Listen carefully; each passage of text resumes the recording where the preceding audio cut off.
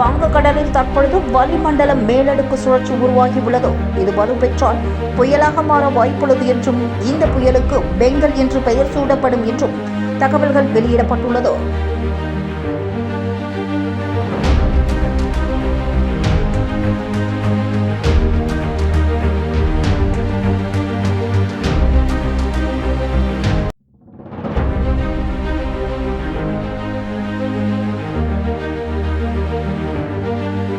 ஒவ்வொரு ஆண்டும் November, December மாதங்களில் வங்கக்கடலில் புயல்கள் உருவாவது இயல்பு.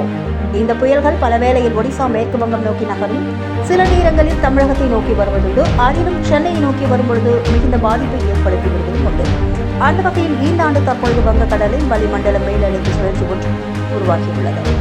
இது நவம்பர் 24ஆம் தேதி காற்றழுத்த தாழ்வு பகுதியாக உருமாறும் என்றும் அடுத்த 2 நாட்களில் தாழ்வு மண்டலமாக வலுப்பெற்று புயலாக மாற வாய்ப்புள்ளதாகவும் தெரிவிக்கப்பட்டுள்ளது. மேலும் இது தாழ்வு மண்டலமாக இருந்து வலுவிழந்துவிட்டால் பிரச்சனை இல்லை, ஆனால் புயலாக வலுப்பெற்றால் சென்னைக்கு சிக்கல் என்றும் இதன் பாதை சென்னையை நோக்கிதான் வருகிறது என்றும் இந்த புயலுக்கு பெங்கல் என்று பெயரிடப்படும் என்றும் தெரிவிக்கப்பட்டுள்ளது.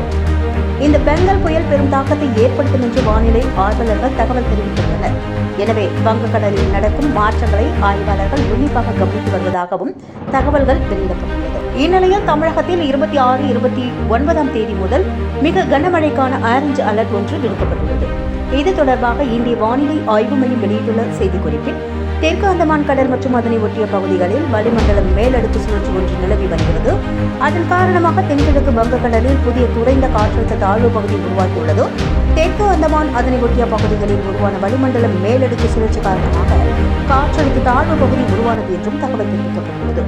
இது அடுத்த 2 நாட்களில் தென்மேற்கு வங்கக்கடலின் மத்திய பகுதியில் காற்றழுத்த தாழ்வு மண்டலமாக வலுப்பெற வாய்ப்புள்ளது என்றும் இதன் காரணமாக தமிழகத்தில் வருகின்ற 26ஆம் தேதி முதல் 29ஆம் தேதி வரை மிக கனமழைக்கான ஆரஞ்சு அலர்ட் விடுக்கப்பட்டு உள்ளதாகவும் அந்த செய்திக்குறிப்பில் கூறப்பட்டுள்ளது.